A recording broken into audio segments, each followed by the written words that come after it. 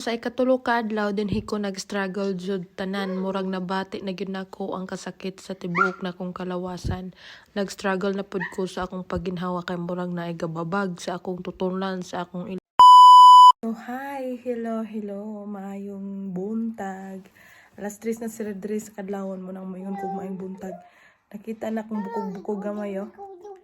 Kay karong adlaw mga bayot nakaligo na gyud tawon ang pila ka adlaw way ligo gumikan sa gipang virusan mi diri mga bayot.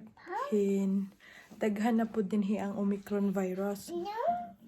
Kung anak perting kanang sarantiha. So akong i-share ninyo kung unsa ako ang gipamati atong na virusan ko mga bayot, nakaingon kog didbul si kurabed o araman pod biya di ay kaluyan pa sa Ginoong gihatagan paglaing kinabuhi ba. So mo ni ang permirong adlaw nga nag-init na akong kalawasan niya, nagsugod nagsakit ang akong ulo ug akong ilong ug akong tutonlan. So karon na akong gabukot ani og habol, gasapaw-sapaw ko ani og sanina kay gipanugnaw nako. Dayon ga-check ko sa akong temperature, gasugod na akong hilanat, nabot nag 38.1. Ikaduha na namo kaadlaw ni Karen karon sa amo ang sakit na virus sa mi. So kamerang duha sa usa ka kwarto. Ang akong bana sa pikas kwarto pod. Kay siya na siya sipon.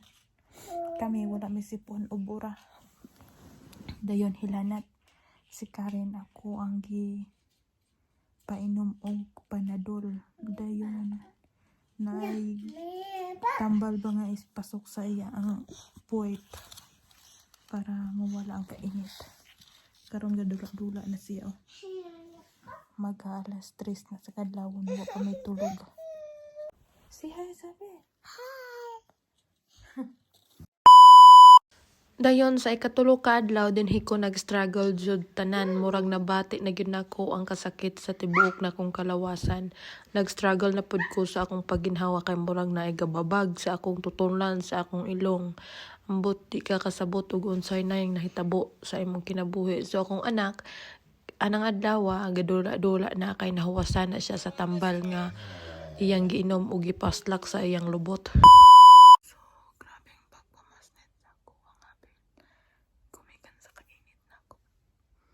So today is 40.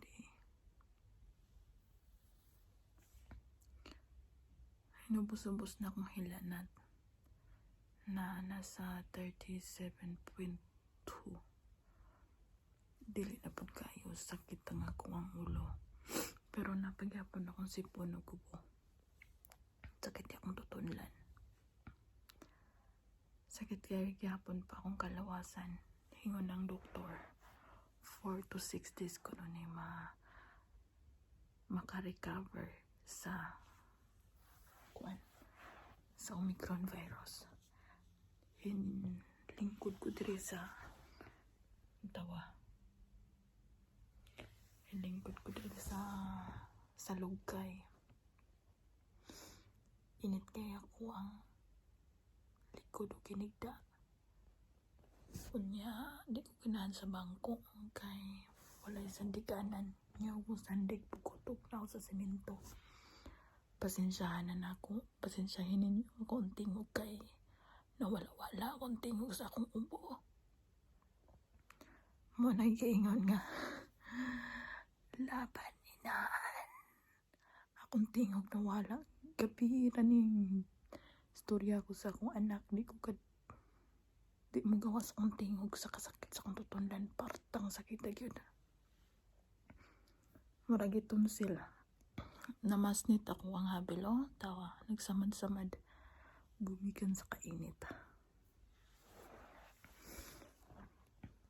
So, laban lang. Maka-recover lang yung taning sakita. Ampo lang yung tanis Ginoo. Ginoo ora gyud makatabang na to aning panahon na karon. Wa gigipili ning sakita. Ang ako ang gikaon karon, akong ugangan ga luto o kanang supa Mga vegetable lang yung gisagulag karning baka. Gihatan ko sa kuwang bana diri wala pa ngayon kog ibalik sana dito kay wala pa ko'y gana mo kaon. Unya natulog pa pud akong anak wa nahilanat. Gabi kaon na siya ug kanang biskwit ra pud lagi ang gikaon din gatas. And sige siya inom og tubig. Ako di ko ganahan mo inom og tubig. Di ko ganahan mo kaon. Lami kay higda kanunay pero init kayo ba maghigda ko init kay akong likod.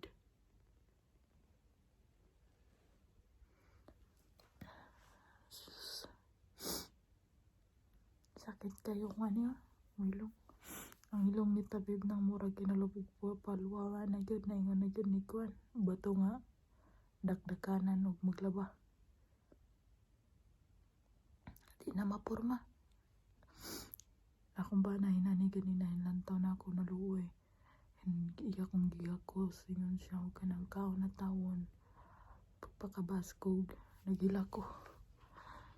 Kaya ingon ko okay raman ko kira ko. Kaya di ko ganahan og maburi kay siya ba. Hindi matulog. Sige nagpangabri sa kwarto lantaw na ko. Higap na ko. Ako ang hilanat. Yang hilanat nabot raw 38. 38.2 pero ako nabot og 38.9. Sa kainit na ko. Galing siya kay na baksinan man good. Ako wala di ako kabaksin. Munang taas akong hilanat niya. Lalaki man siya. Kalakaw-lakaw. Ako. Kapuyan ko maglakaw-lakaw kay sakit. Kayo nga ako ang kwan. Kaya bang mga bukog. Sumuragi kapuy na ko og lingkod mga bayot. Sakit kaya ko ang hawak. Mahigda sa ko. So, see you later. So, hi, hello. So, today is 5 days sa ako ang so, karon wala na ko'y sakit-sakit sa akong ulo, sakit sa akong kalawasan, pero arat paghihapon akong tutunlan. Giubo pa ko. Dayon wala na ko hilanat mga bayot. So, gitagaan ko tiya sa akong bana, gihatdan ko. Tawagan may ganina sa doktor, ingnan man niya unsay angay buhaton. Ingon ng doktor nga kanunay paway, higda, dayon inom kanunay og daghang tubig or juice. Dayon tiya, makatabang ang tiya og namoy ipamati sa kalawasan. Tiya is life good din he. So hinay akong tingog kay akong anak natulog. Mag-aalas 12 na diri sa udto. Mupay pagbangon ako. Dayon human akong inuman ng tiya karon matulog sa ko. Kaya ron natay energy mga bayot. So see you later. So unang na virusan ang ako ang bana. Dayon anang adlaw gilantan siya mga alas 2 siguro to sa hapon. Gilantan siya. Hinuli siya gikan sa iyang shop. Dayon pagkagabi gapis lang jud kay siya maayo. Hingon siya og kanang dili ko mo tapad ninyo katulog karon kay gapis lang ko. Dito ra ko sa pikas kwarto. Dayon kay balo ko kani kay gapis lang first time gyud ako tong nakuan niya ba nga kanang lain jud kay ang paminaw. Dayon miningon siya og kanang ugma mag swab test ko. Pin? Dayon pagkaugma sayo kay siya nanuktok dinhi sa room kay ako siyang gi swab test. So human og swab test nako niya ang result positive. Dali ko og adto sa siya nang hinaw din naligo. Dayon wa gyud na ko damhang matakdan ko og virus kay kanang sige bi ako inom og vitamins. Sus, pagkagabi kay gaunang sakit naman akong ulo. Dayon akong kalawasan. Niya, mga alas 3 sa kadlawon, kuha na. Lain na jud kay akong pamati. Mo nang temperature ko. Kuan ko og temperature. Akong hilanat. 38 naman. Mo tong nanawag din ko niya sa pikas room. Ginan ako gihilantan ko.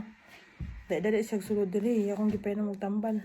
Grabe jud kaayo ang kanang sakit ba sa kaning virus nga Omicron bitaw no, makaingon kag mas worst pa ning virus kaysa maoperahan ka. Maoperahan ka, makahibalo man kag unsa ray sakit, kanarang operasyon mo sakit. Pero kaning virus grabe. Sakit kaayo ako ang mga lutahan.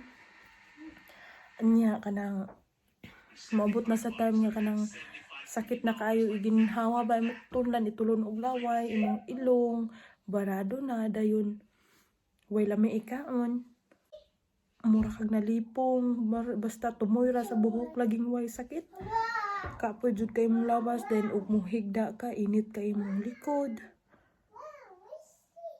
kanunay gi-monitor ang ako ang BP dayon ang kanang akong hilanat nya dahil na kay paminaw na ako maog kanang mo ginhawa ko kay murag sakit na kay akong likod nya sige kog inom og init nga tea kay mo kuno na makatabang dayon gainom man mi og vitamin D og vitamin C kay mo nang gainom mi diri og vitamin D kay di man gud mi mainitan narami sulod sa balay kanunay mo nang gi-advise sa doktor nga vitamin D o vitamin C. Then mga prutas pero way lami ikaon oy grabe kaayong sakit gyud lagi kayo ang imong mga lutahan bitaw. Then kanang mura ka og kanang nakasulay kanang sa mga nakasulay din ha og tipos. Nana gyud ka sakit nga kanang maglantaw ka ba sa gawas siguro aray tumong imong paglantaw. Kaingon kag tatapusan naman siguro ning kinabuhi na ko ning sakita. Sakit jud kayo gid imong kalawasan, grabe jud kayo. So tips lang nako sa wala pa natakdan o wala pa nagsakit-sakit ng sakita. Amping gyud mo kay grabe gyud kaning sakita way pili. Madato magmapobre, matigulang magmabata, mabatan-on man bayot man og tumboy. Basta ginahan mo tapot ning virusa mo tapot gyud di gyud siya mingog ayaw ko tapte kay healthy na di gyud luoy lang kayo ang kanang bata og matakdan ba kay di pa kay kabalo si Karen lagi nga magabi mingon siya mami pain mingon siya ron kay sakit kay ang kalawasan ba din ako siyang i-massage muhilak na pud siya. Nya gainom siya og tambal kay ang iya ang pedya giresetahan man siya og tambal. So ang ako ang gibati na karon kanina lang kong tutunlan og ako ang sipon mo na lang pero okay na akong lawas wa nay sakit nakaluoy sa Ginoo gitagaan paghapon kog laing kinabuhi bisag makasasala ning naunga. So mora to. Thank you for watching. See you next video and don't forget to subscribe my YouTube channel. Bye-bye.